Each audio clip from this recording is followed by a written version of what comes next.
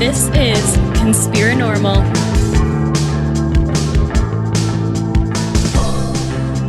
All right, everybody, welcome back to Conspirinormal. It's your host, Adam, and of course, Surfiel is here. He's over the internet tonight. He's not right next to me, but he is here. We're all here on the Spiritual Telegraph. And we're going to talk about, on a very fortuitous date as we're recording this. Now, when the time it comes out, obviously it's not going to be that date, but it is March 15th, which, as I understand it, is the Ides of March. And so it kind of worked out this way, synchronistically, I guess, but we're going to talk about Shakespeare, who made the Ides of, well, I guess the Romans did it first, but Shakespeare made the Ides of March famous. And so we have Katherine Chiljan with us. Katherine, welcome to Conspirinormal. Glad to be here. Thank you for taking me on. Yeah. This is an interesting subject that we're going to get into tonight. This is something that I was telling you as we were chatting in the pre-show banter that I've been interested in for a while. And I mean, I think a lot of people, when they think of Shakespeare, they think that the authorship of Shakespeare, that there was a guy named William Shakespeare. He wrote a bunch of plays and sonnets, and he died in around like the 1600s or something. They had that Shakespeare in love kind of idea of who Shakespeare was. But a lot of people don't realize that there are challenges to, I guess, the orthodox Shakespeare idea. And you are one of those challengers. Yes, I am. In fact, when I meet people and bring it up for the first time, I ask them, tell me what you know about William Shakespeare. And most of them will kind of have a little puzzled look in their face and say, Romeo and Juliet or Hamlet. They might think of a play, but or they might say, oh, he was an actor. And that's probably the extent that most people, just the average person, is going to know. But, the funny thing is that after 400 years, that's probably about all we do know. There's been centuries of scholars trying to find more about him and his life. And it's just full of zeros. And that is why there is an authorship controversy. Now, the story goes is that the great author was from Stratford on Avon, which is a small town in the north part of England, like north of Oxford, and about a 3-day horse ride to London, and that he had a grammar school education, and that around age 13 or so, he started working for his father, and his father was a glover, they say, or a wool merchant, something along those lines. So that's about all we know about his life. And there's a big blank up until 1593, pretty much, when this book came out in print called Venus and Adonis. And it was a poem about these ancient lovers of classical antiquity, the goddess Venus and the young, handsome boy Adonis. So on the dedication page, there is a signature at the bottom of the letter signed William Shakespeare. And that's the very first time we see his name in print. Nothing was known about him before that time. Nothing was written about him. We don't have any evidence that he went to school or university. We don't have any payments to him as a writer or an actor. We don't have any letters written in his handwriting. No one claimed to have known him while he was alive. So everywhere you would expect to find him, we're not finding him. And that's the problem. Right. And we're going to get into a little more detail on that. And I'm curious, though, just with you and like your personal journey with this, How did you become interested in this subject? Like, what sparked the interest for you? Yeah, what sparked it was, well, I was a history major at UCLA, so I was already interested in things historical. But shortly after I graduated, I saw a debate on television on William F. Buckley's firing line. And it was a man named Charlton Ogburn who wrote this wonderful book called The Mysterious William Shakespeare. And he was debating a traditional Shakespeare scholar, I believe from Yale, an English professor, or Princeton, one of those places, a very high up university. And all I noticed, and I knew nothing about this, all I noticed was that Charlton Ogburn kept making very interesting, relevant points, proving the case that the Earl of Oxford was really the true author and that he was using a pen name, William Shakespeare, it being his pen name. And in response of this English professor, he really had nothing to support his argument that the man born in Stratford-on-Avon was the great author. And basically, all he could do was, in the end, just cast aspersions on Charlton Ogburn, saying, oh, that's just a theory. Oh, it's, like a mystery novel. Oh, he just was, subtly putting it down. And I just saw it plain as day. And I, of course, read Charlton Ogburn's book, and I've been wanting to tell everybody ever since. And this was over 30 years ago. Oh, wow. And you've written papers about this, and you've given a lot of presentations about this. You've been on tons and tons of radio shows, I see, just like ours. And yes. So you've definitely, I guess, one of the people that's taken up the torch. And this idea is not new. I believe that it originates in the 19th century. It's not something that is that just came out of nowhere. And Charles Ogburn was, I guess he was in a long line of scholars that believed that de Vere, the Earl of Oxford, was Shakespeare. Yes.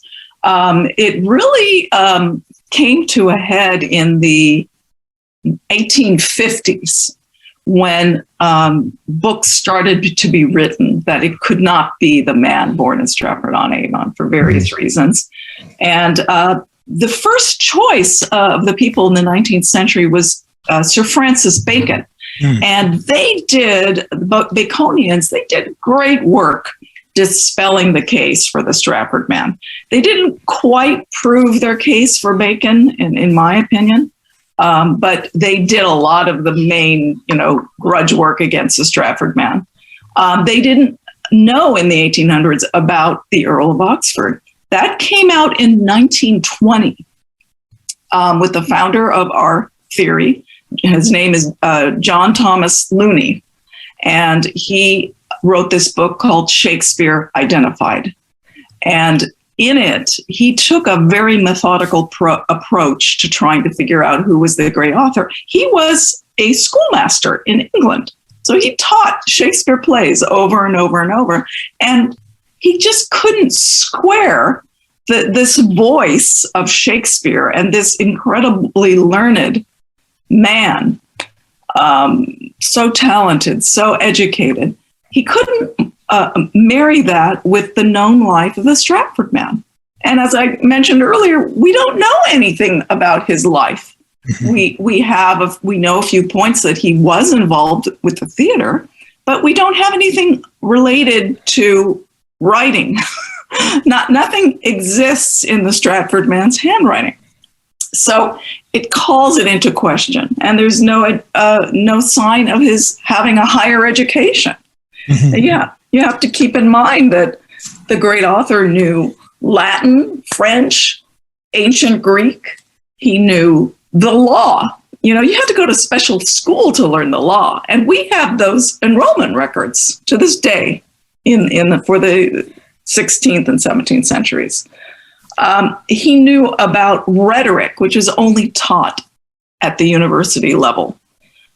He knew the Bible. He knew, you just make a grand list of everything he knew. This person certainly went to university. This person certainly knew the intelligentsia. And he certainly knew the aristocracy, their sports and their customs. So where is the record of this man? It's nowhere to be found.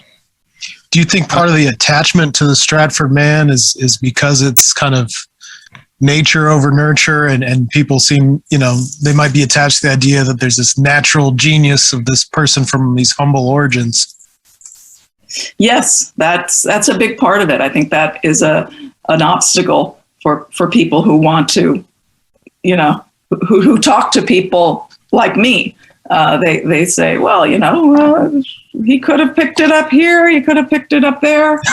I talked to my former history professor about it, and I said, how did he learn French? You can't get that at the grammar school. And he goes, oh, well, those taverns, they would, in London, they would have people from all over the world go there. And I'm sure he heard people speak French or Italian or something like that. It just doesn't make sense. It's, they want to believe this with absolutely no evidence. And as I mentioned before, there is no lifetime evidence that the great author was this man born in Stratford-on-Avon. And that's the point that I have to keep driving home. Well, one thing about the aristocratic lineage and the upbringing, keeping some of those things in mind, when you read Shakespeare, you see Shakespeare performed.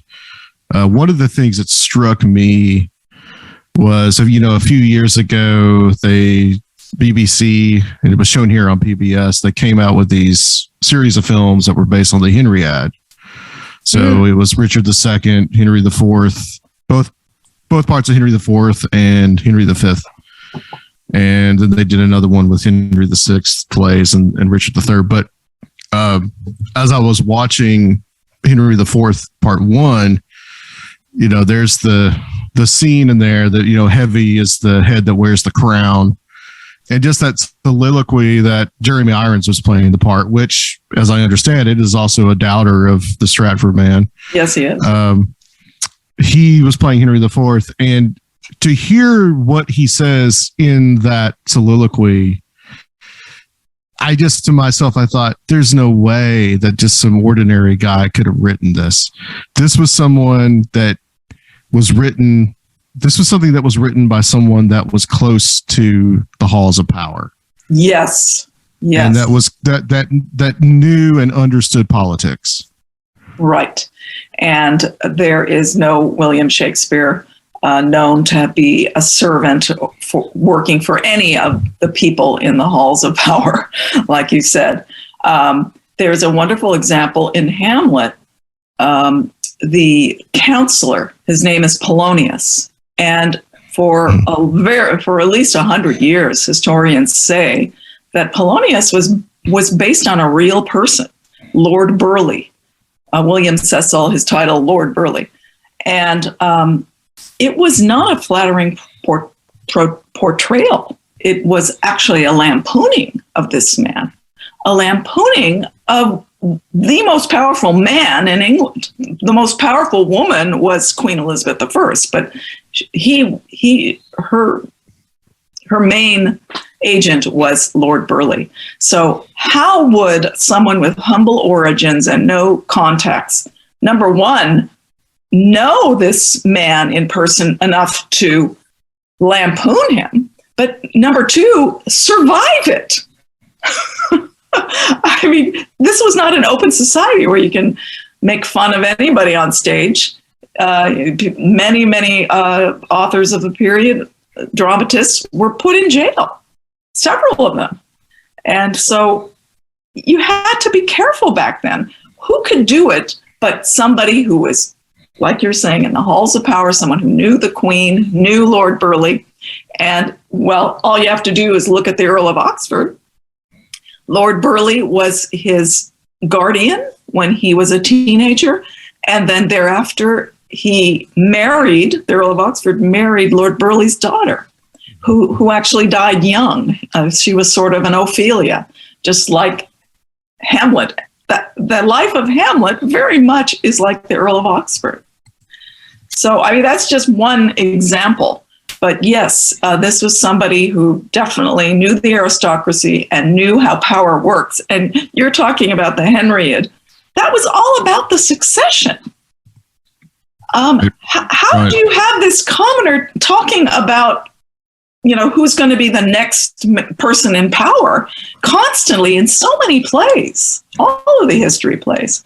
So how would he be allowed to do this unless it was in collaboration with the government? The government would have to have allowed it.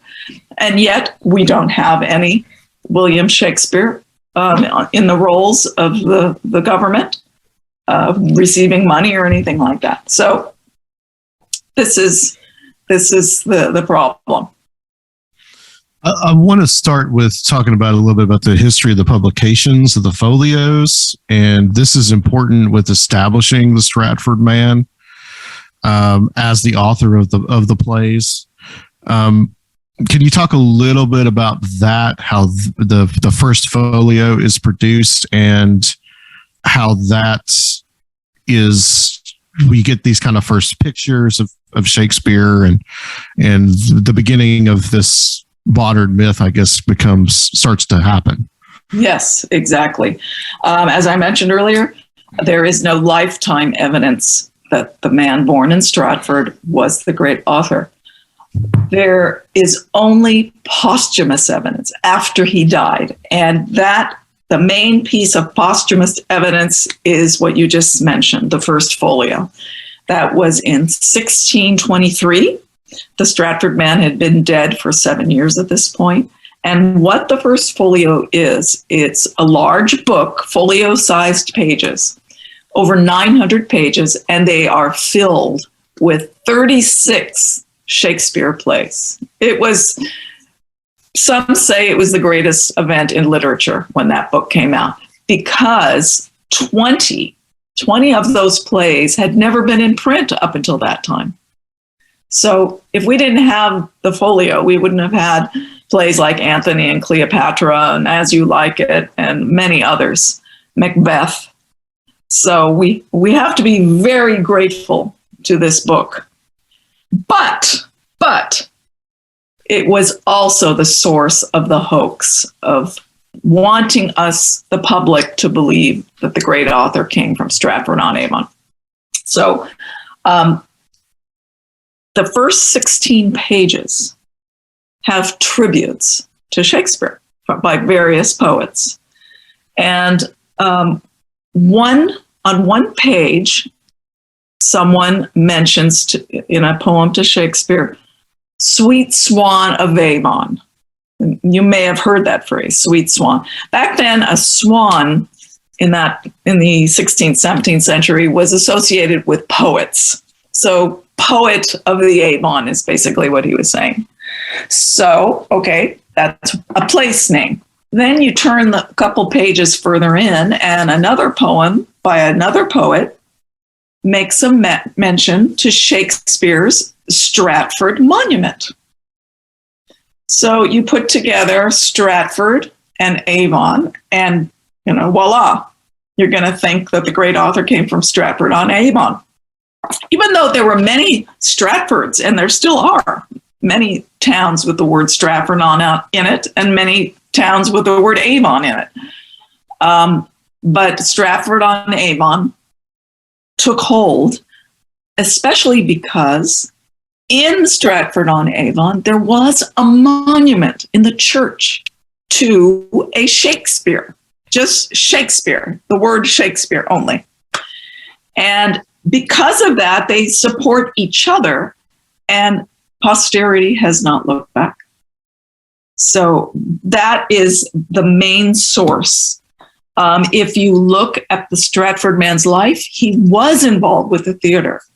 And if you open in the opening pages, there are this letter, a dedication letter to the Earls of Pembroke and Montgomery. And the letters are signed Hemmings and Condell.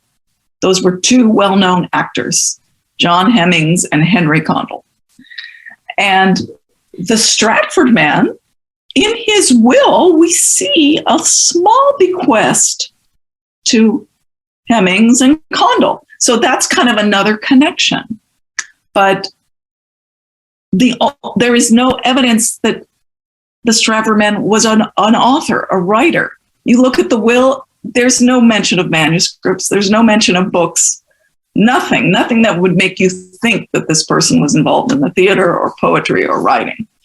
But Hemmings and Condell were real people, and those real people were in the Folio, and the Stratford Man knew them. So you have these tiny little hints that the great author was this William Shakespeare from Stratford-on-Avon. And that's the way he's pronounced his name, by the way. It was Shakespeare. Mm-hmm. If you look at the surviving records about him, they were spelling his name phonetically. So obviously he had to say his name to them, and they wrote it. And that's the majority of cases, his name is spelled that way. But the interesting thing, going back to the Folio, is that the letter that I just told you about was signed Hemmings and Condell, but it wasn't written by Hemmings and Condell. It was actually written by another dramatist, poet of the period, Ben Jonson. That is the fascinating thing. So right off the bat, you're there. This is a sign of a hoax, right? I mean, it's been accepted for over 200 years by scholars that Ben Jonson wrote this letter, not Hemmings and Condell. So there's some fakery going on. And right. Also, right. when you look at the title page, you see that famous image, incredibly famous black and white image of supposedly William Shakespeare, right? And that is the first image the world knew about him. And the funny thing about it is that it doesn't depict a writer. You're looking at it and it's just the picture of a gentleman, but you don't have any pen, paper, ink pot. You don't have laurel leaves in his hair. Back then it was so many engravings of authors. They're shown wearing a laurel leaf, like a sign of poetic victory. Like, in the Olympics, you get a laurel leaf. The same thing was for poetry back then. So you have this strange image and very wooden face looking, and the hair looks a little weird. So really, a lot of people have looked at it and think that really what we're looking at is a mask, a wooden mask. And the reason they think that also is because you can see two lines below the ear. And it's unnatural that there would be two lines there. But if really it was a mask, there would be two lines there. A mask you could pull off. So there's a lot of strange things about the Folio. And you think that's kind of a hidden in plain sight thing that they're trying to say? That yes, and I think there was a lot of that. And right across from that image, you have the title page with the image on it.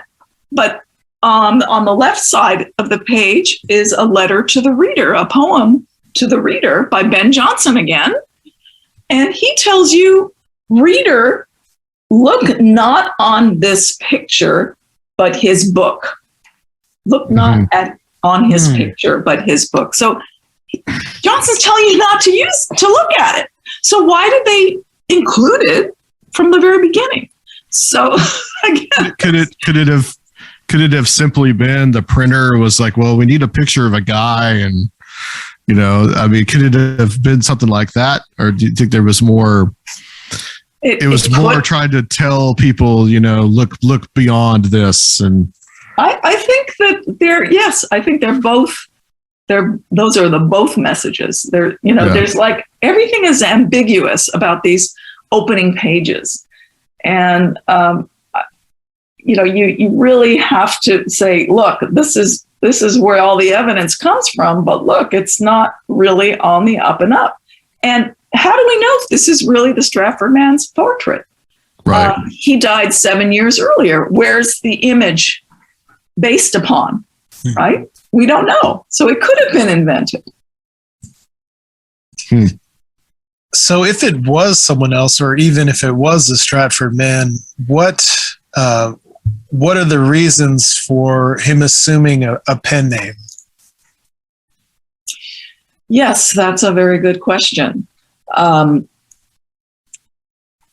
I believe, of course, that the Earl of Oxford was a true William Shakespeare. And back then, if you were somebody of high nobility, like the Earl of Oxford was, he could trace his family back to the 11th century, with being lords and noblemen.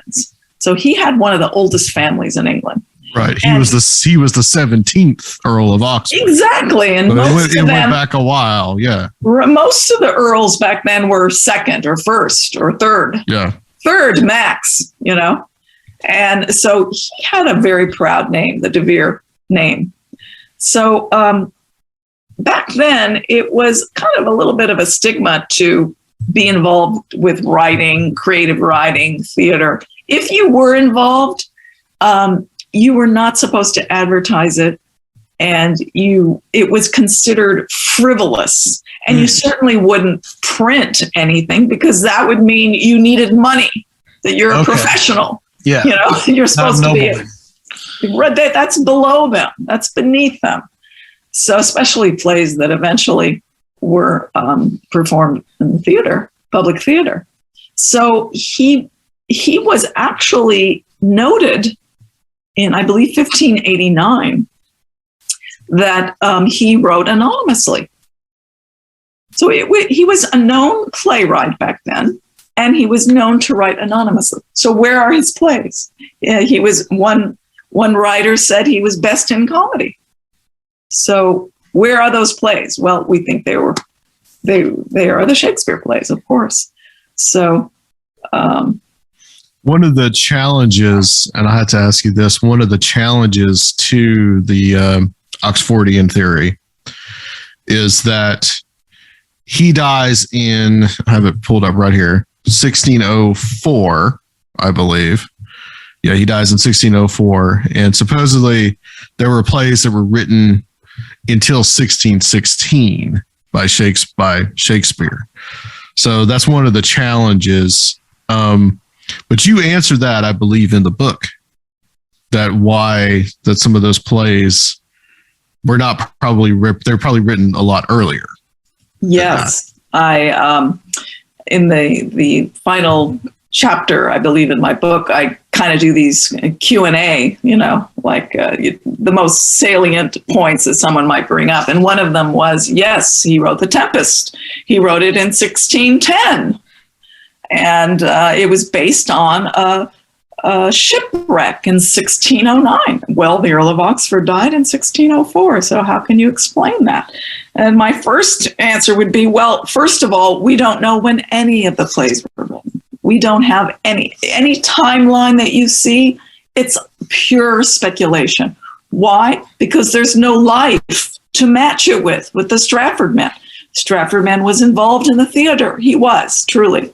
I think he was a financier. He was investing in theater acting companies.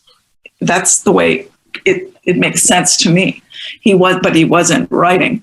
So that would be the first reply, is that you don't have any evidence when The Tempest was written. And there were numerous shipwrecks noted about Bermuda or what have you. So why does it have to be the 1609 shipwreck in Bermuda? And actually that is based on a letter that somebody wrote in 1610 about this shipwreck. He wrote a letter about it, several pages. Well, this letter wasn't even published until around 1625, which was years after the Stratford Man died. There's no way he would have seen this letter. But I mean, that's really besides the point. There's no evidence that we were talking about this particular one. Meanwhile, you have a reference to the Tempest in 1580, several decades earlier. And it was made by another poet of the period, Sir Philip Sidney. And he was kind of writing, kind of making fun of the theater, how on the one, you're looking at the stage and 1 second it's supposed to be the scene of a shipwreck, and like the next minute it's supposed to be a garden or something like that. So he was kind of making fun of that. And he described Caliban, which was like the kind of the negative servant of Prospero. He described him in very specific terms. So that would date the Tempest far earlier. And, that's just one example. There are many, many Shakespeare phrases that I think were already famous that other writers were echoing in the works. And that's another big part of my book, Shakespeare Suppressed. I have an appendix full of about 92 or 93 instances of quote unquote too early allusions to the plays. And all of this gets ignored, and it gets ignored because they have the wrong man. Because the Stratford Man in 1580, he wasn't even involved in the theater at that point. They would say he was 14 or something like that, whatever. He was born in 1564, the Stratford Man. So it's impossible for the Stratford Man. So that's why everything gets dismissed, because it's based on the Stratford Man's life. But if you accept that there's a question whether he really was the great author, then your world just opens up in living color. There is so much to be seen. And that's the excitement of being part of this movement. I'm curious too, as I was reading about this today, that there's a theory called the group theory, where De Vere is actually just one of, I guess, three. Where they said it was him and Francis Bacon and Sir Walter Raleigh, which I don't really get that, but I never thought of Raleigh as a very literary guy, but maybe he was. That's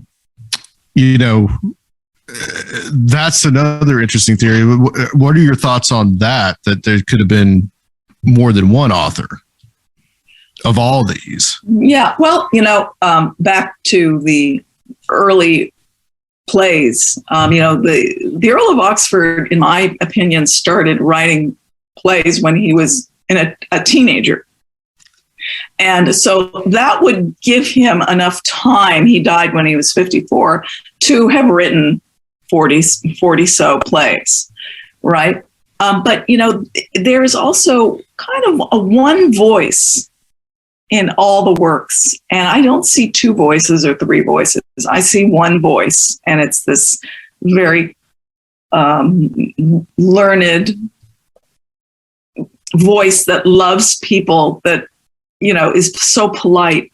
I see that just as one person. But, the Earl of Oxford, he was a patron of other writers like John Lilly, Anthony Munday, Thomas Churchyard. He patronized many books. He was in the center of the literary culture back then. All the writers knew him. And he had many books dedicated to him. And there are all sorts of subjects like history, music, other poems, translations, many translations. So, yes, I could see that, maybe he was giving ideas to other writers. I think it's possible, but no, I think that he wrote everything that is attributed to Shakespeare. You also talk about in the book that in some of the folios, there are some, I guess, translation changes. There's some words that get changed over time from printing, because it wasn't as consistent back then as it was as it is now. So there's words that get changed up. Yes, this is another great problem we have with the Shakespeare plays. The works, I believe most of the works were actually pirated versions. And why do we say that? Just like you said, the texts really are not in very good shape. If you read the first edition of Romeo and Juliet in 1597, you'd have a very hard time understanding what's going on. Not because of the typing, the typeface, or the language. It's because things are missing. And there's confusion as to what character is saying what. There's missing lines. There's wrong interpreted words. It seems very much, and this is something that's out there among Shakespeare scholars and professors, that there were stenographers sitting in theaters. They had stenography back then that were writing all this down because the great author was not publishing his works in his lifetime. You see, that's another interesting thing. In fact, another author said for The Passionate Pilgrim, which is a group of poems, said that the great author was, I forget the exact term, but he was not happy that someone used his name without his authority. So, yes, there were piracies of Shakespeare, and that fits perfectly with someone who, in his lifetime, wasn't allowed to publish, to protect his family name.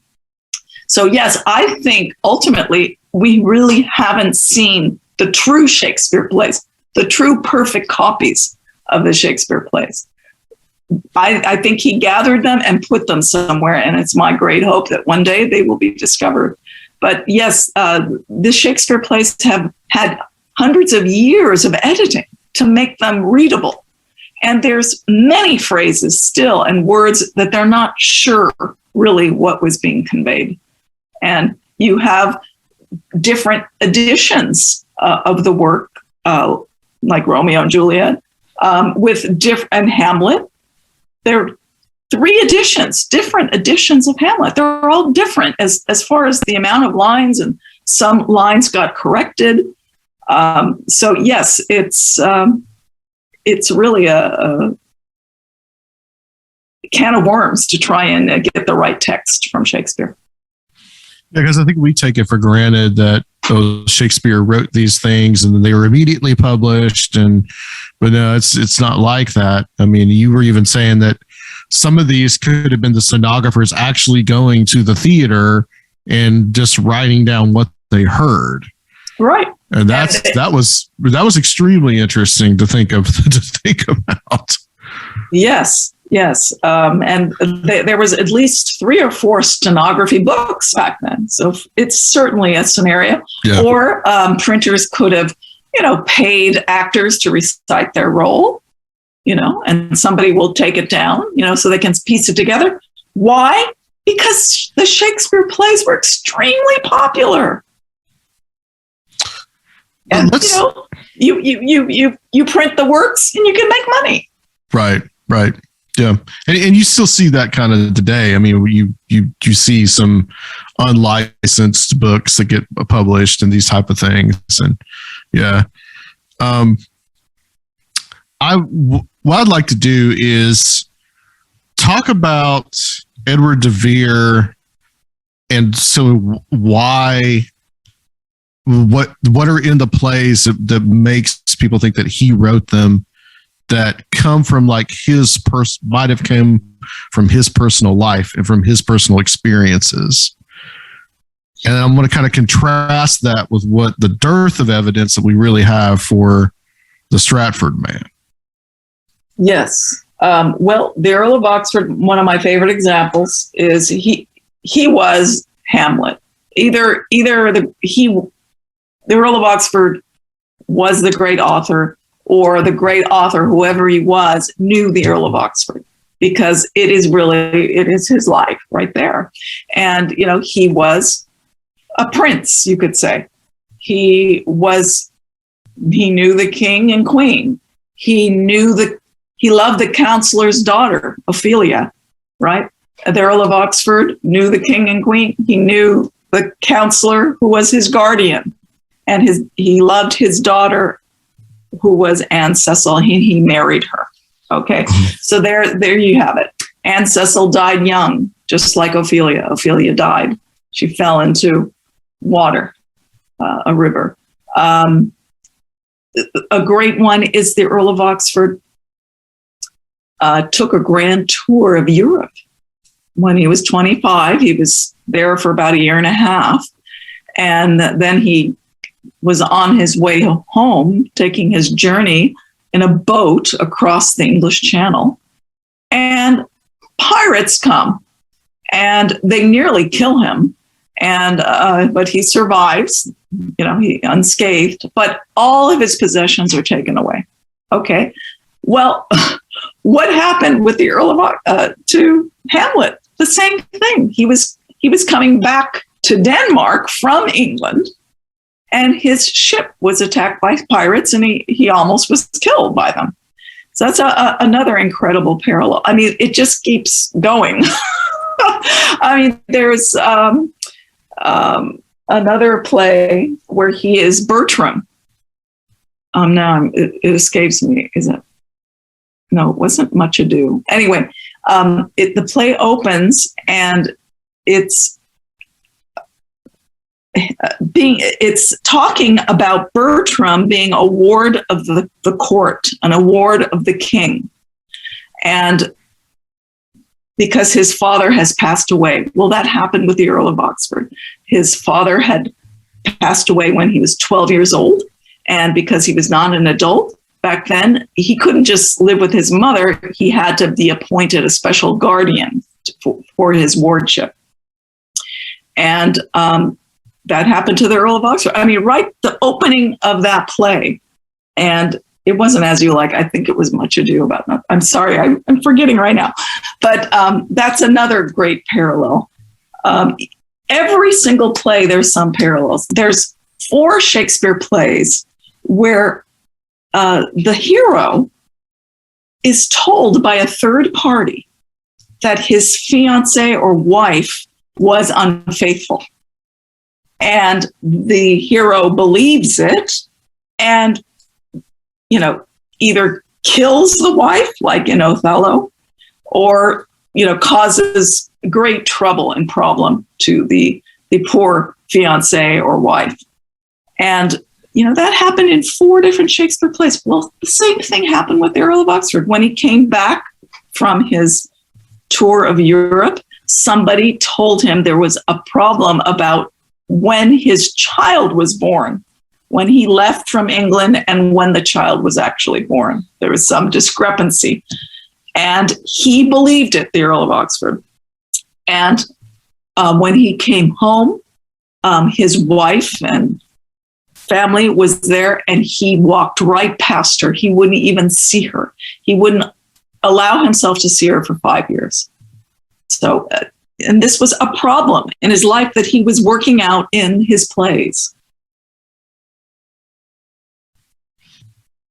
Wow. Did that pen name, I want to ask if that pen name gave him a freedom to be controversial or to be personal, more than whoever Shakespeare really was would have had if they were a public figure.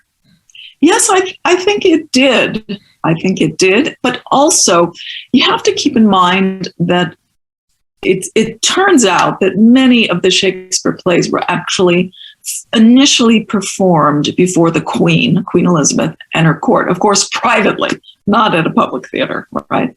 And like one great example was, I believe, 1579 or something. We have a title of a play that was performed before Queen Elizabeth, and it was called The History of Errors. Well, that sounds a lot like the Comedy of Errors, doesn't it? So this was, in the 70s, right? So these plays were really first written for her, and to entertain the Queen, he also would put in little portrayals of people in the court, to make her laugh. And sometimes, in some cases, she was a character, but of course, her character would always be gracious and wonderful and beautiful. Of course. Yeah. You can't disparage the queen, So exactly. And it's okay for the queen to laugh at, a little bit lampooning of some people in the court, because she would probably find that funny. So, I think he had license to do that because he was very close to her. And then when the plays eventually went to the public stage, I think that's when the idea that they need to be presented anonymously with no author attached, because then people are going to start looking into this and say, oh, Earl of Oxford wrote that? Oh, well, maybe that lady's the queen. Oh, maybe that's Lord Burleigh. And that's what needed to be covered up, I think, eventually. Yeah, I'm curious in what the evidence for the Stratford Man not being the author, because we talked a little bit about Edward de Vere, and now I want to talk about this William Shakespeare, about him not actually being the author, and there's a lot that is against him, and also too, you have the pen name Shakespeare, and then you have this person named Shakespeare. Was this some kind of weird coincidence? Like, or were they the possibility that they were aware of each other in some way? That's a very good question. I think that the Earl of Oxford knew about the Stratford Man. The Stratford Man came to London pretty much as a moneylender, because that's the first record we have of him. In 1592, he had loaned somebody £7 or something, and years later he tried to get it back. So it's in the law records, right? And so I think that he was a moneylender, and he also hung out with somebody, someone who was a moneylender too, who founded the Swan Theatre. So he knew him, and I kind of go into that. So he was involved in the theater, and I think the great authors, the Earl of Oxford, I think he knew of him, and he did parody him in a few of his plays, and which I have a couple chapters of that in the book. But did the William Shakespeare know the great author, know the Earl of Oxford? That I don't know. I don't think so. But going back to evidence against the Stratford Man, he came from an illiterate household. Both his parents could not read and write. And so that's a one negative totally against you from the very beginning. And his children, he had 2 surviving children, daughters. They could not read and write, which that's just totally, look at the plays. They're filled with young ladies writing letters. So it's not like he didn't appreciate women being educated. So how is it possible that his own children couldn't even appreciate his work, his life work? And his children, beyond being illiterate, they never claimed that their father was an author. In fact, one of the daughters, her husband was a doctor, Dr. John Hall. And he went to Cambridge. He was a learned man. And he wrote down, he kept log books of his patients and, what their problem was and how he treated them. Well, he was a literate man. There was no mention that he had in these log books that he had a father-in-law who was learned and famous. And the town of Stratford-on-Avon didn't know it either. They didn't celebrate the town as being that, their famous son, William Shakespeare, for at least 100 years after he died. So, and his neighbors didn't say, that they knew the great author. So, this is all coming blank, blank, blank. And for me, one of the biggest things of all is when the Stratford Man died in 1616. Nobody said a word about it. Now, back then, what a great poet, and believe me, William Shakespeare was famous and he was known as a great poet and he was admired. So when he died, some people should have made mention, the writer of Hamlet has passed away. Nobody said a word. They should have written poetic tributes to him in 1616, but that was not done. The first poetic tribute to him was 7 years after he died, and that is so unlike other writers who passed away, like Edmund Spenser. He died in 1599, and we know all about his funeral, how other writers went to when he was being buried, they threw their own pens in the grave with him. We have stories like that. When minor writers you've never heard of died, someone wrote something saying he passed away, but not for the most famous, prolific one of them all. So that is very, very damning. So like somebody like Christopher Marlowe, when he passed away, that there was probably Yes, there were several writers mentioned his passing. That was in 1593. When Francis Beaumont died, he was another dramatist. In the same year as the Stratfor Man, a few months before he died, there were tributes. I don't think they were printed, but people wrote manuscript of his passing. So, and he was buried in Westminster Abbey. So was Ben Jonson. So was Edmund Spenser. But the great William Shakespeare was not buried, given that great honor to be buried in Westminster Abbey. So, it's one after the other. And, I'm not trying to put down the Stratford Man. I don't think he had really anything to do with this. This all started with the first folio book, which we started this interview about, that big book that pointed to Stratford, Monument, and Avon. This was done after the Earl of Oxford died in 1604, and it was done after the Stratford Man in 1616.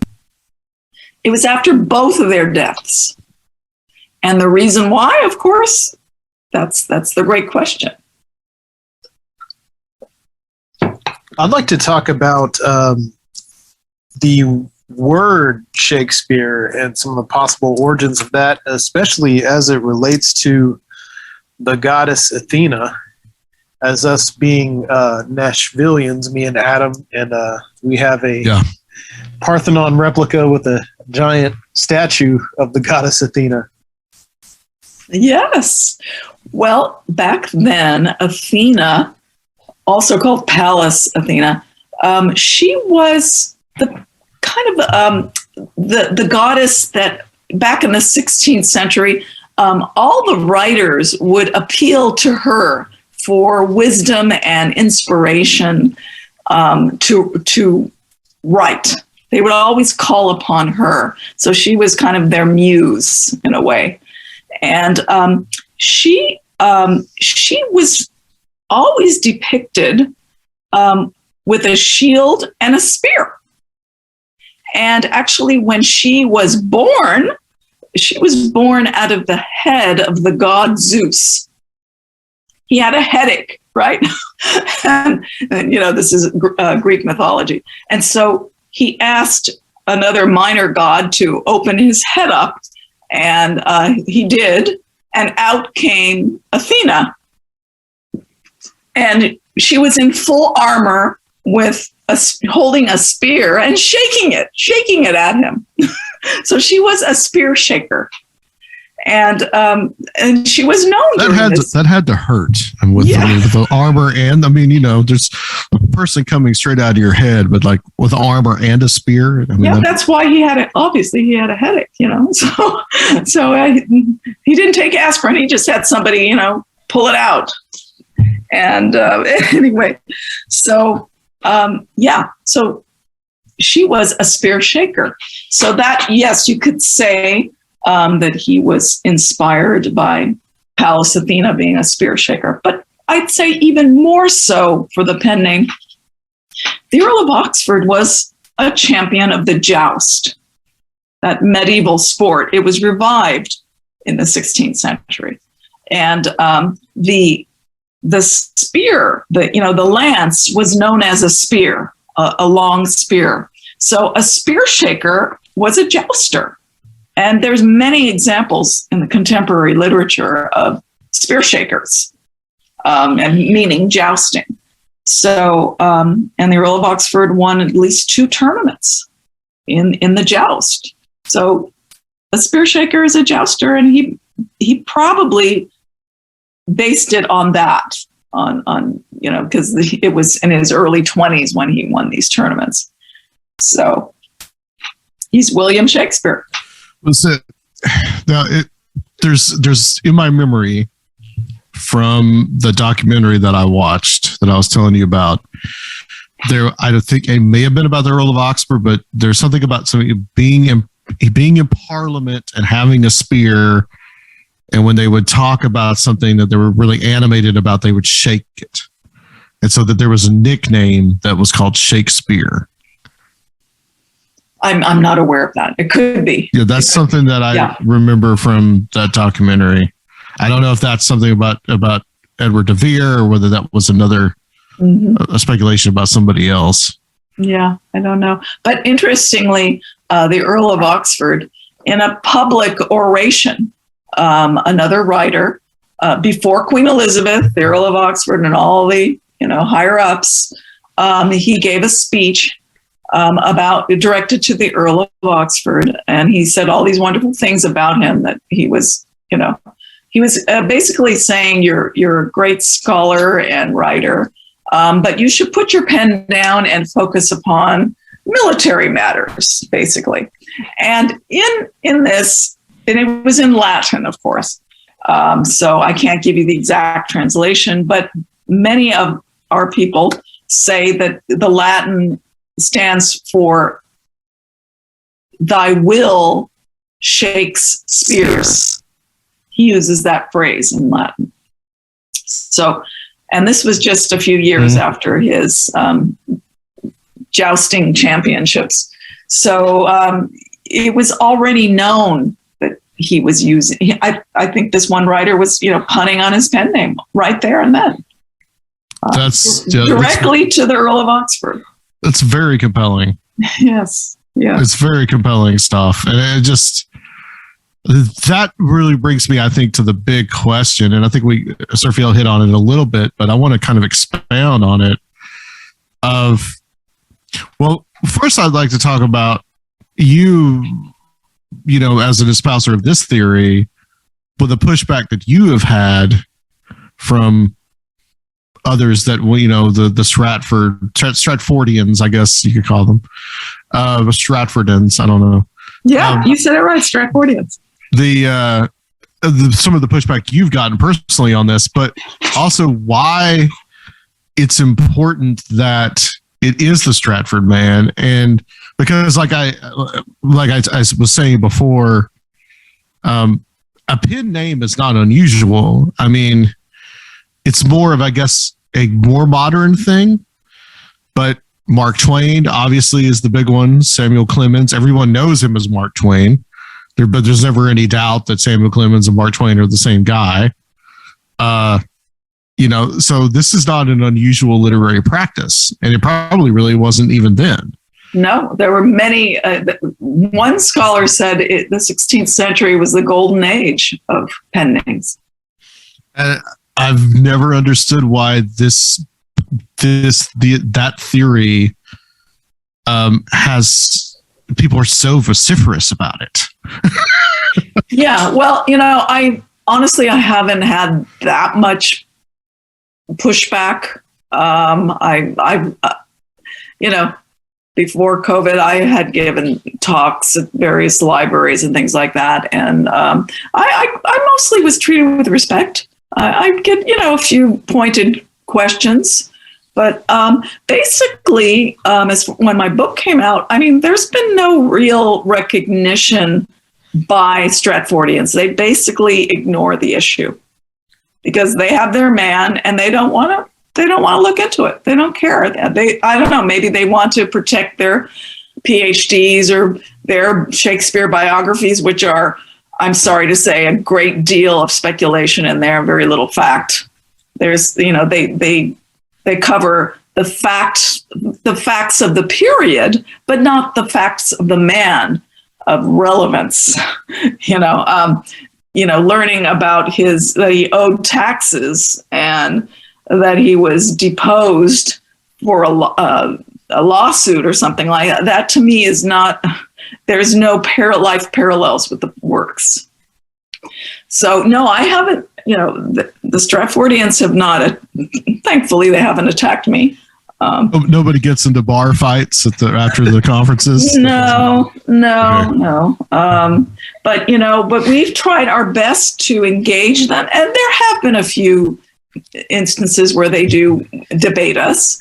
But recently, about, I think 2014, an organization, if you go to doubtaboutwill.org, I've actually got it pulled up right now. Yeah. Oh, good. Yeah. They made, they offered a £40,000 donation to be given to the Shakespeare Birthplace Trust, and that is a charity, a registered charity, and for them to, participate in a mock trial to prove their case for the Stratford Man, that there is no reason to doubt that the Stratford Man was the great author, and they declined it.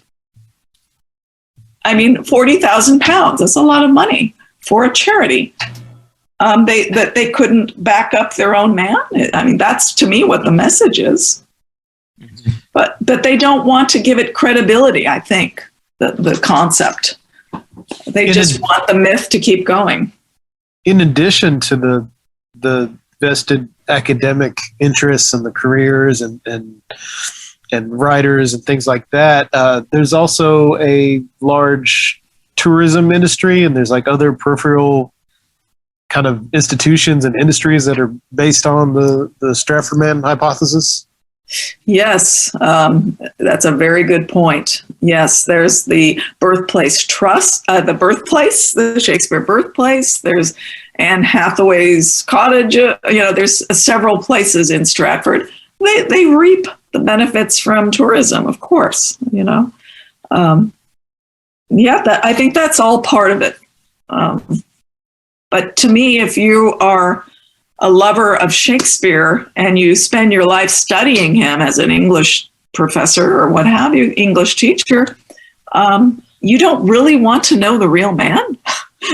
You just want to go with, that was the whole reason that J. Thomas Looney started to doubt, because he just couldn't match the plays with the Stratford Man's known life, which is, we don't know anything about his life.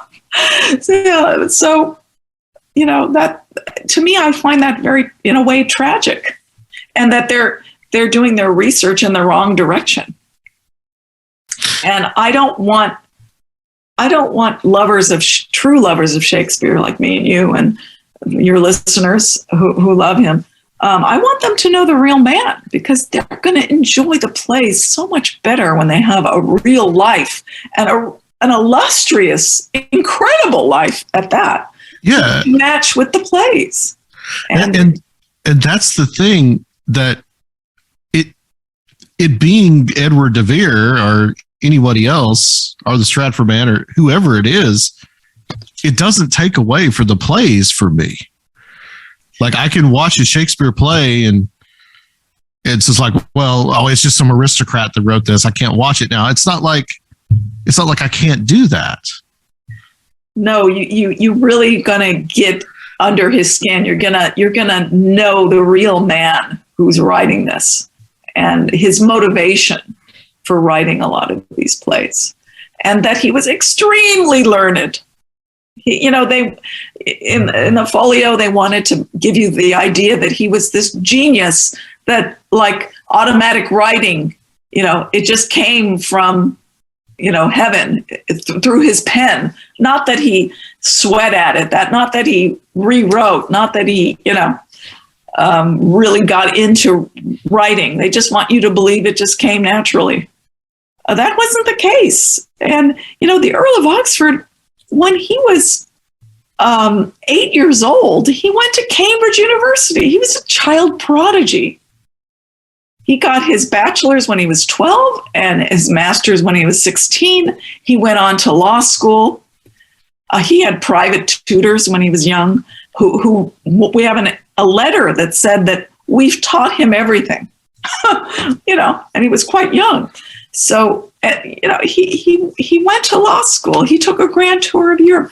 There are so many, we didn't even get into this. There are so many references to obscure places in Italy and France that you had to have been there to know about it. Yeah. There's no evidence that Stratford Man ever left England. And I read a counter to the counter to that. And that's the thing about some of these counters is that they're weaker than the evidence for the Vere. Is that, well, there was this popular travelogue at the time, and Shakespeare took all the information from the travelogue, and I'm just like, what? I'm telling you, it doesn't make sense. It would make more sense if it was something that was personally experienced. Yes, of course. There's one wonderful example, and you can find it in Richard Roe's book, R-O-E, The Shakespeare Guide to Italy. It's wonderful. And he made it his life work to, in his spare time, of course, to find places that are mentioned in the plays in Italy.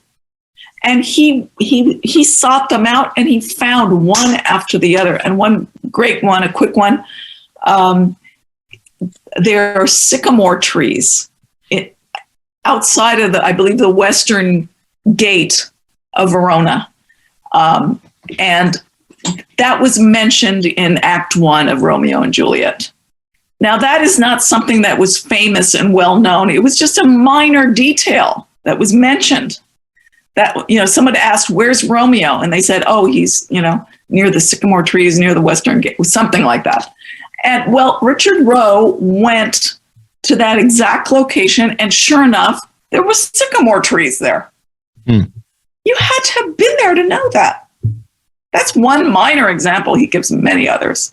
And it's just fascinating. That is fascinating. The more you get into it, the more there is. And it's really wonderful. And I really encourage your listeners to read about it, get my book. But look into it, because look into his life. It's really wonderful. I'm curious, I'm sure you have, but the film Anonymous, have you seen that? Yes. Yeah, that came out in 2011. Were you happy with the research on that? It was, of course, it was a great deal fictional.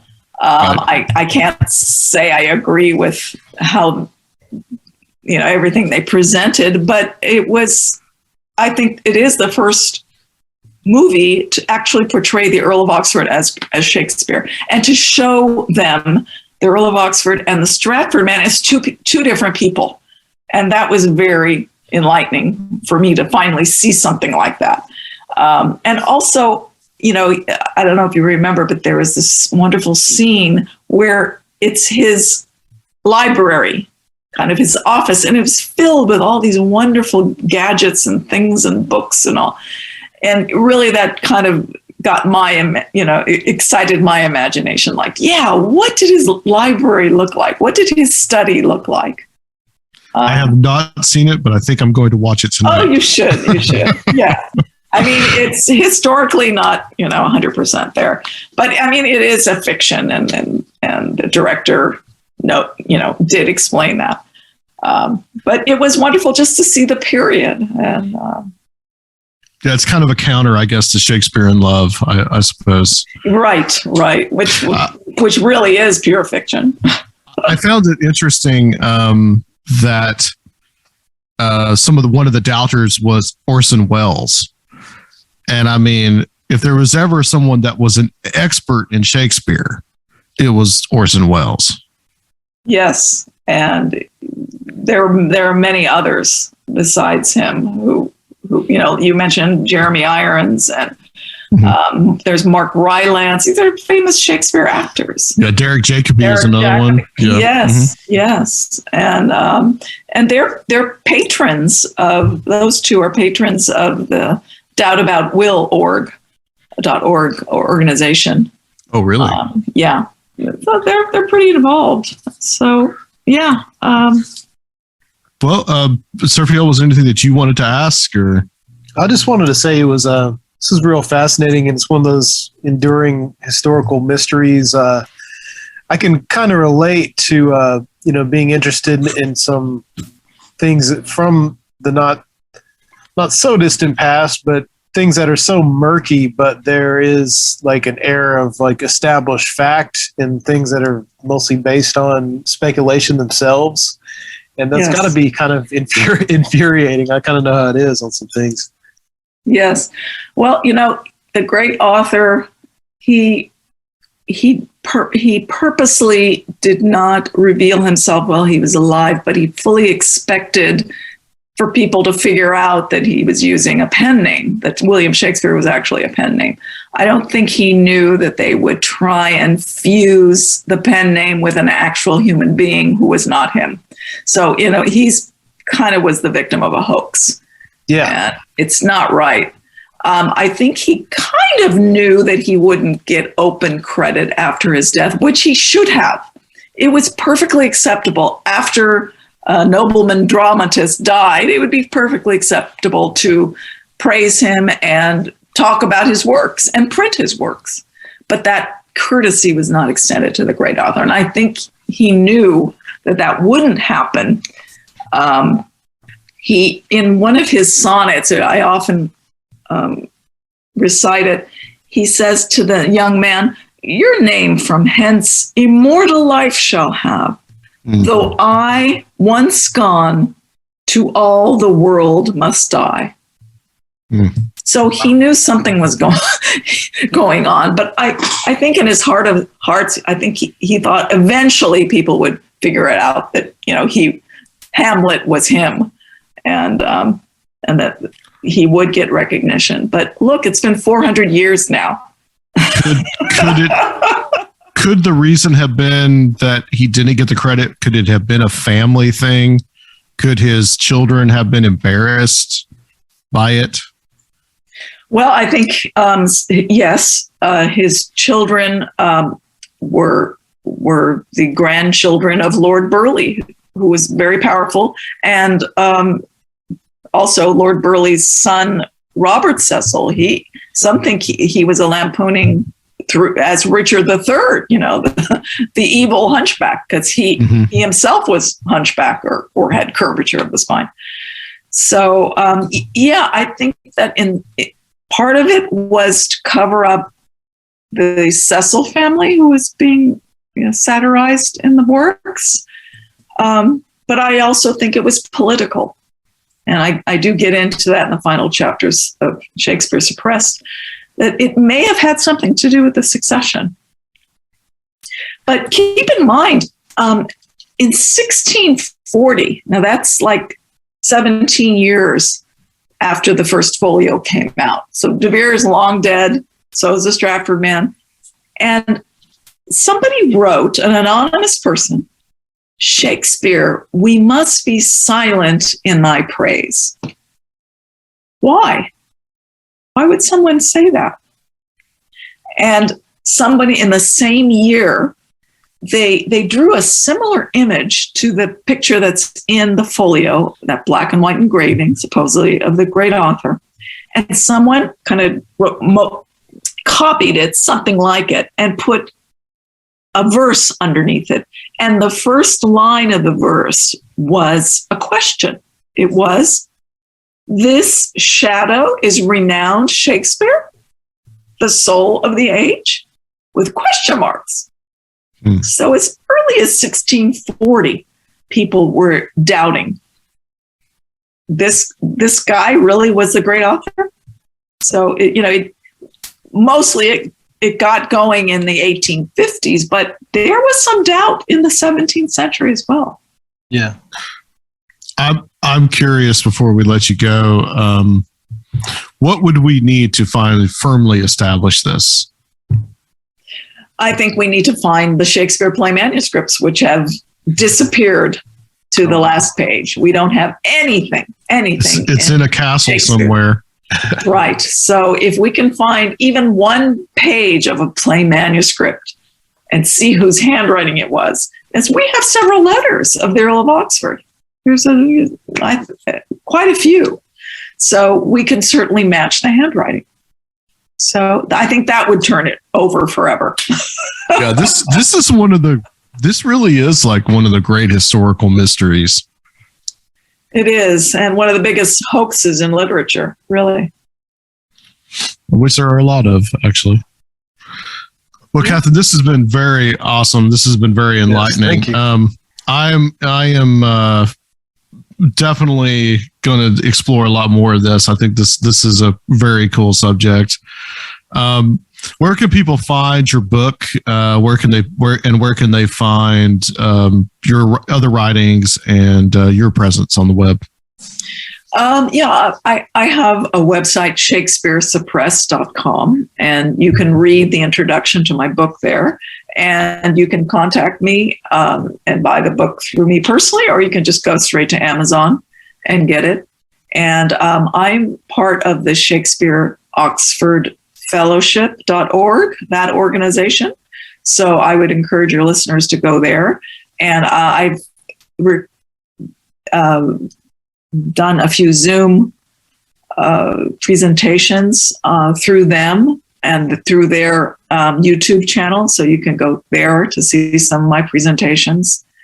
And I would encourage your listeners also to go to doubtaboutwill.org and read the Declaration of Reasonable Doubt and maybe sign it, that there is doubt about the Stratford Man. And also, I'm going to be giving another Zoom presentation about the first folio on April 9th. And it's free. You have to go to our website, ShakespeareOxfordFellowship.org, and you can get details there. I believe it's free. You just have to register. Okay, very cool. Yeah, I will definitely check that out. Mm-hmm. Thank you so much for being here and doing this. So we're going to close this section out, but if you could stay on the line for us. Sure. And guys, we'll be right back on Conspirinormal to close out the show.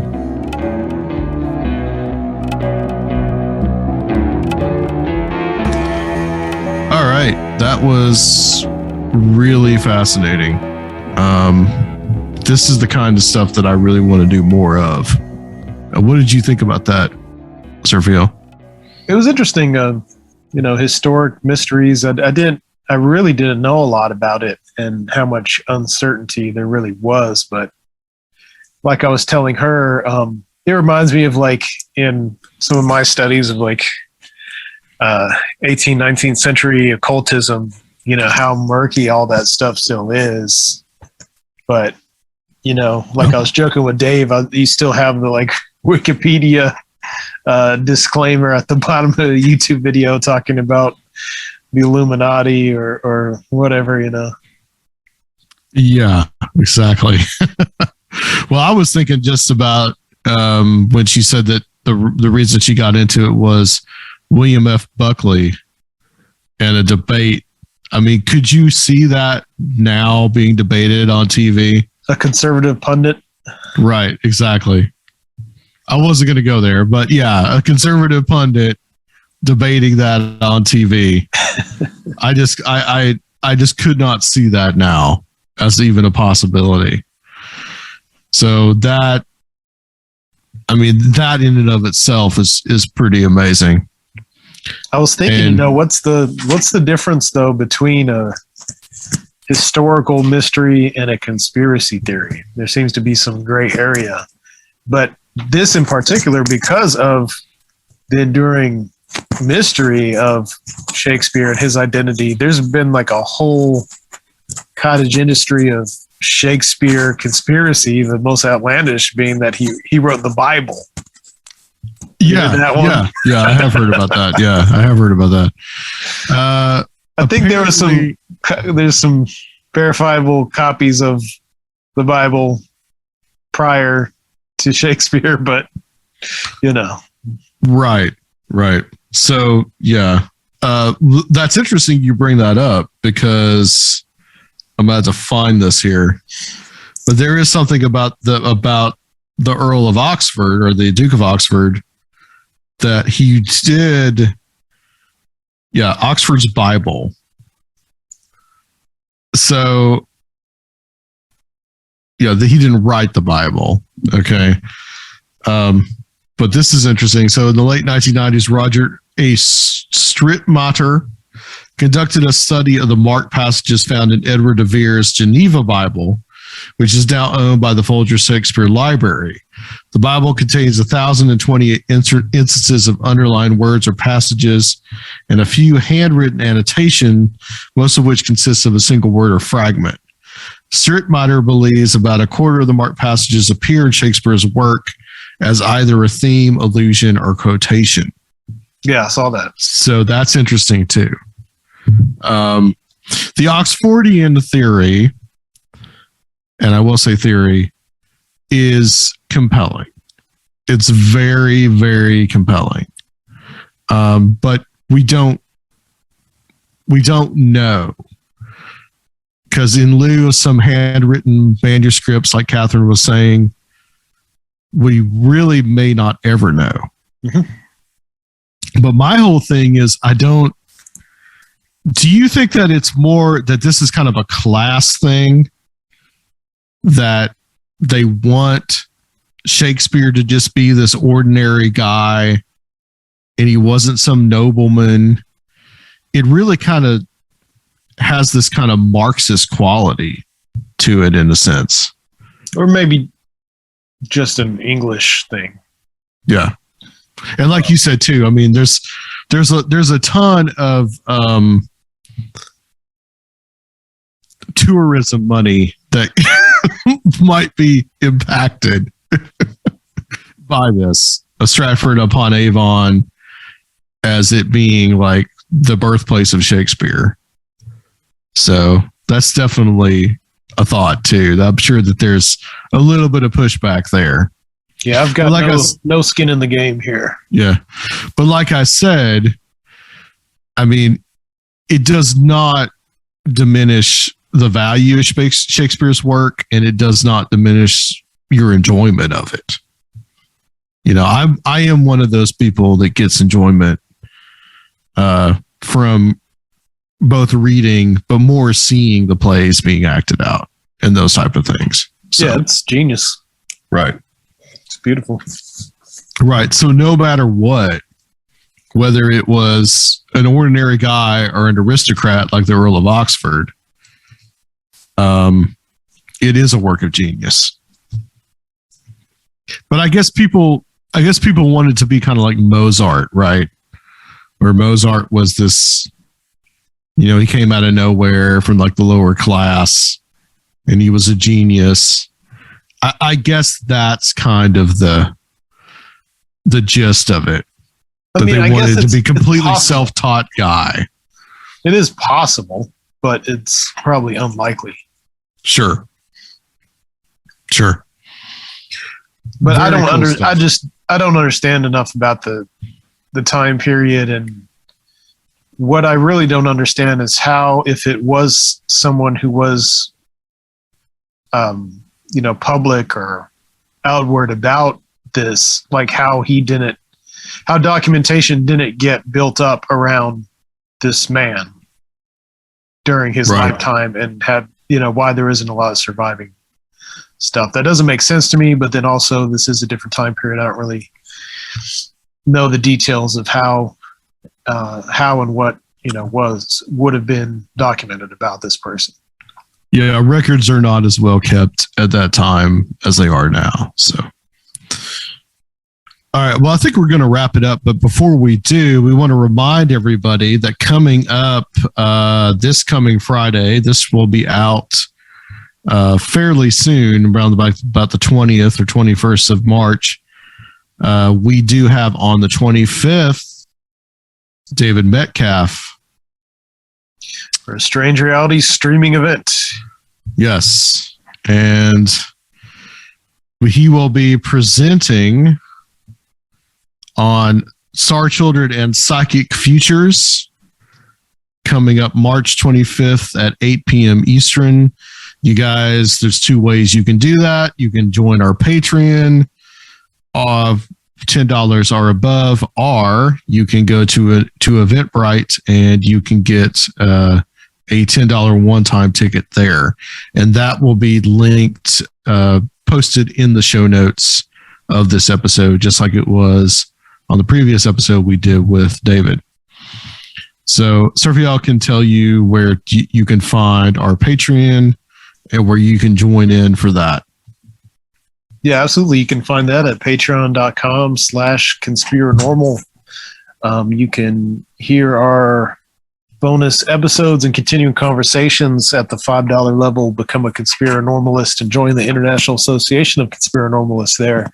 At the $10 level, like Adam was talking about, you get to join our Mystic crew and are invited to all these Strange Realities streaming presentations every month, as well as the bonus episodes and other content. For the $20 and up level, you get to enter the Ancient Circle of Strange Realities and get an exclusive, probably a couple of t-shirts now, and a special VIP experience at Strange Realities Conference. That's at patreon.com/Conspirinormal. All right, guys. And also YouTube channels out there, Conspirinormal Podcast. Give us a subscribe, even though we don't expect a lot on that YouTube channel, but give us a subscribe there, and also keep listening. All right, guys. Pretty soon we will be doing another Paranoid Styles episode, so stay tuned for that as well. And we will be back. But first, Strange Realities event with David Metcalf, March 25th for Conspirinormal.